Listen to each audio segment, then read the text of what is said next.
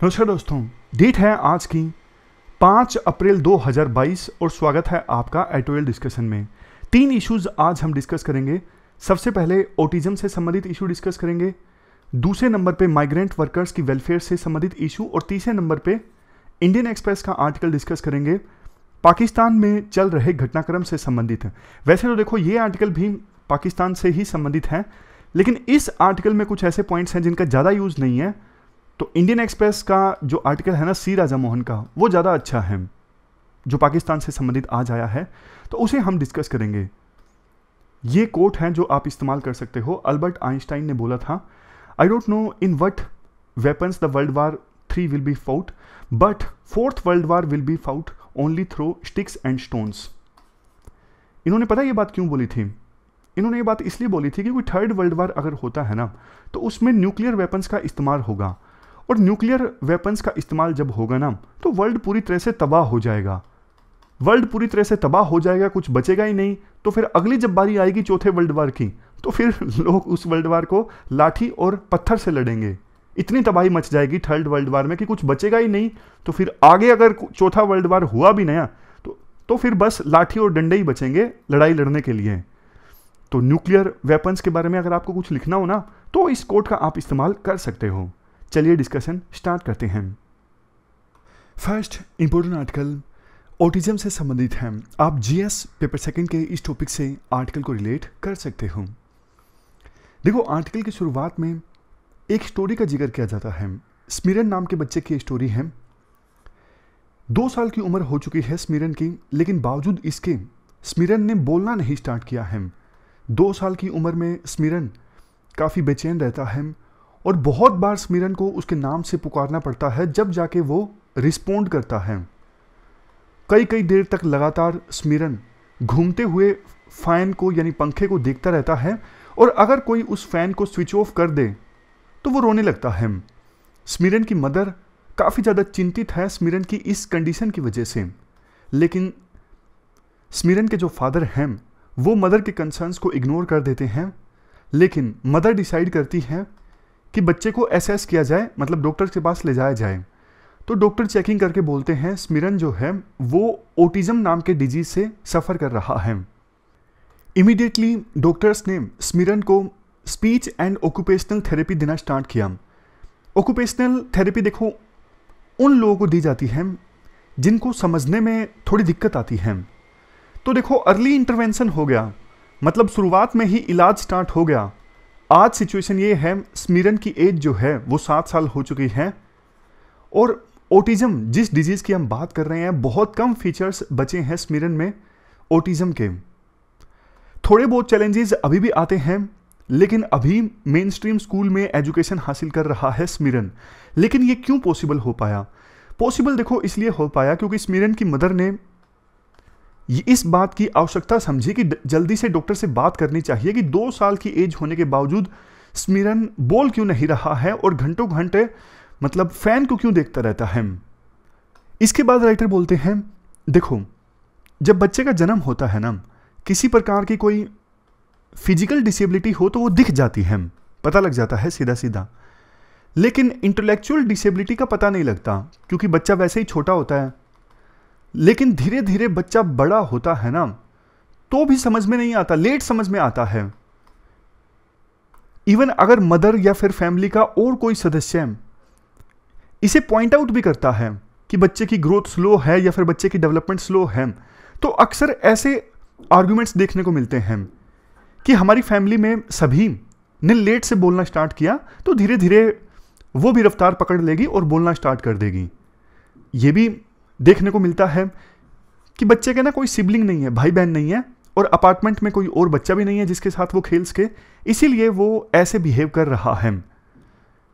Even कई बार ऐसा भी जवाब दे दिया जाता है इग्नोर करने के लिए कि बच्चा जो है वो गैजेट से प्यार करता है और ज़्यादा अच्छे से खाता है जब उसके पास फ़ोन होता है। उसको प्ले स्कूल में डाल दो, सब कुछ ठीक हो जाएगा। या फिर लोग क्या सोचेंगे, मतलब ना स्टिग्मा इतना ज़्यादा हमारी सोसाइटी ना अटैच कर देती है। पेरेंट्स डरते हैं कि अगर डॉक्टर ने बता दिया कि हाँ ये डिजीज़ है तो लोग क्या कहेंगे। इस डर के चलते वो थोड़ा इग्नोर कर देते हैं, सब कुछ ठीक है।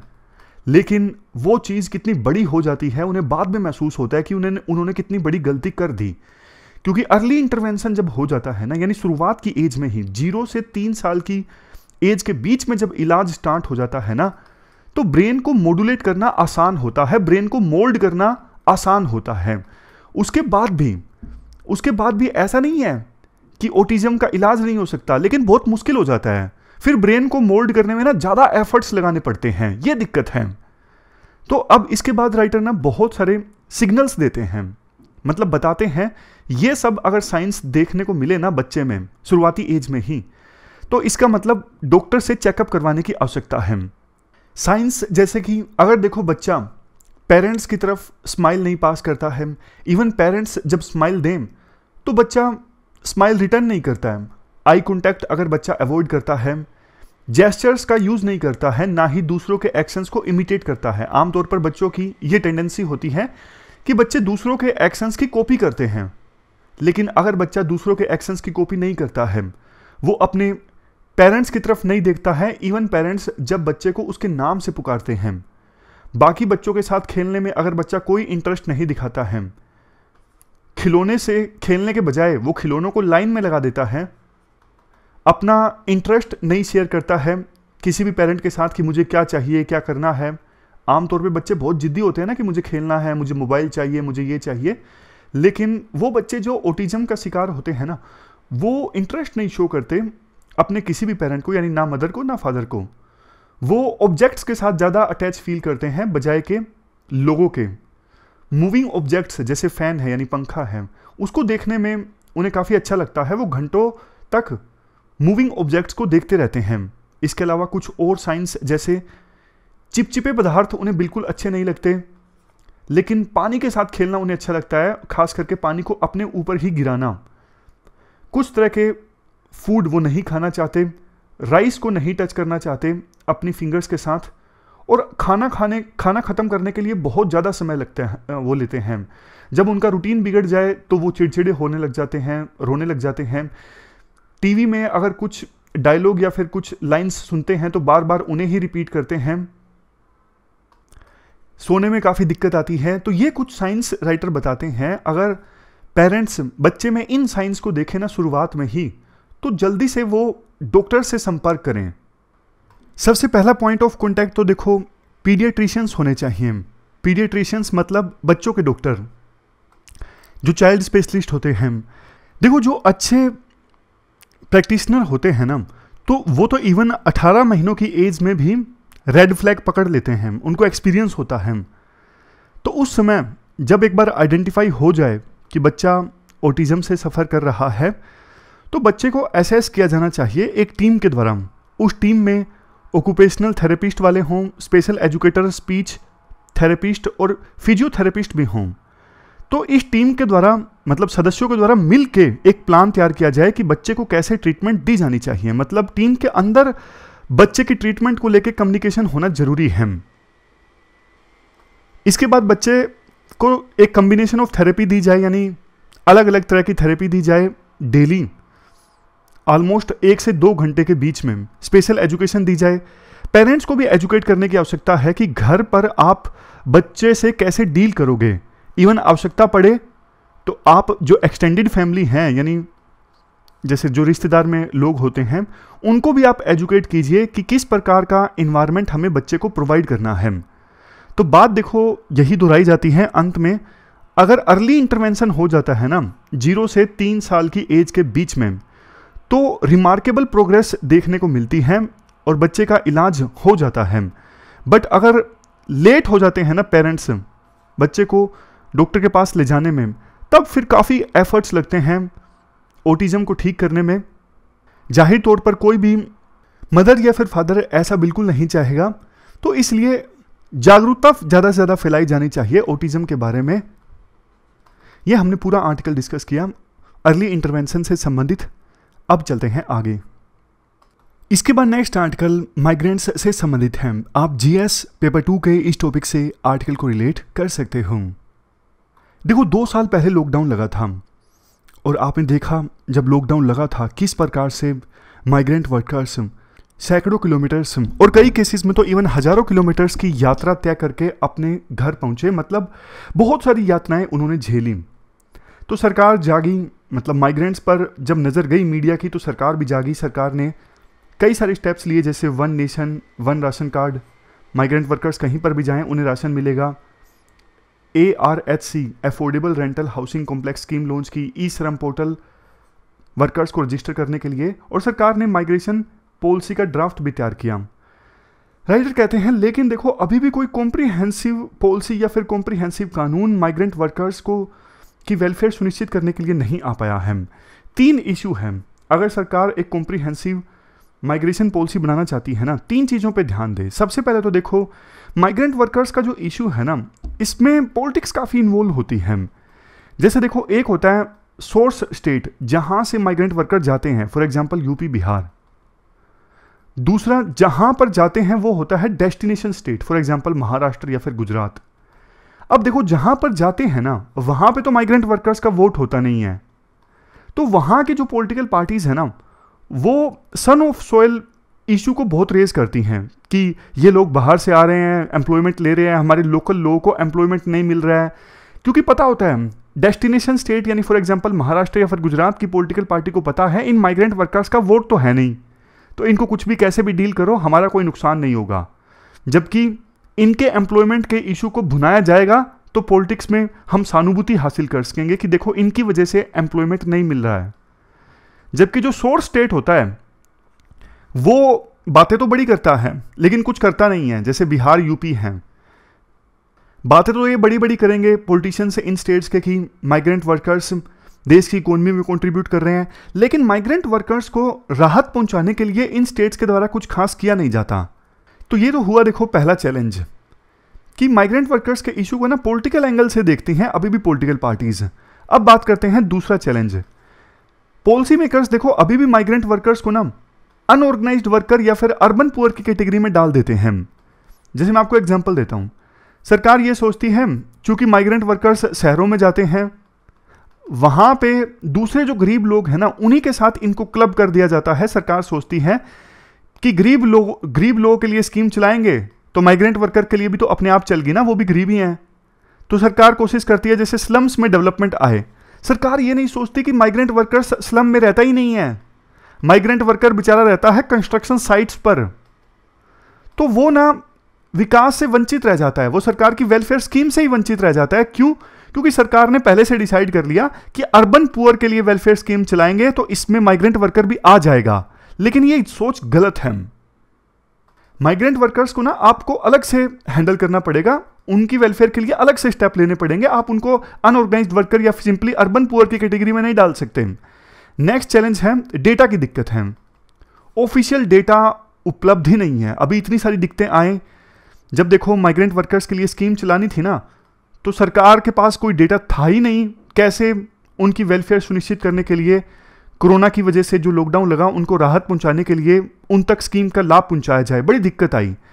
देखो आमतौर पर ना होता यह है हमारे देश में ना कुछ स्टेट अच्छे काम करते हैं, फिर कुछ दूसरे स्टेट्स उस स्टेट की कॉपी करते हैं, बाद में जाके सेंट्रल गवर्नमेंट फिर नेशनल लेवल पे कानून बना देती है। जैसे एक इसका सबसे बढ़िया एग्जांपल है छत्तीसगढ़ पीडीएस। छत्तीसगढ़ में ना पीडीएस सिस्टम काफ़ी अच्छा था, फिर धीरे धीरे कुछ दूसरे स्टेट्स ने उसको फॉलो किया, बाद में नेशनल लेवल पे नेशनल फूड सिक्योरिटी एक्ट आया 2013 में। तो ना अब ना कुछ स्टेट्स माइग्रेंट वर्कर्स को ट्रैक करके अच्छा काम कर रहे हैं। जैसे महाराष्ट्र है, Maharashtra migration tracking system MTS है। ये क्या करते हैं, ये माइग्रेशन को ट्रैक करते हैं, स्पेशली फोकस करते हैं महिलाओं पर और बच्चों पर। एक और चीज़, वैसे और भी मॉडल देख लीजिए, फिर मैं बताता हूँ कौन सी चीज़ बोल रहा हूँ महाराष्ट्र की।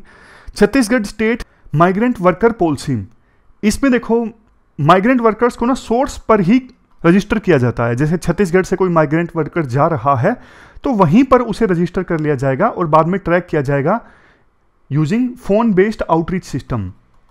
अब बताता हूं महाराष्ट्र की कौन सी चीज का मैं बात कर रहा था।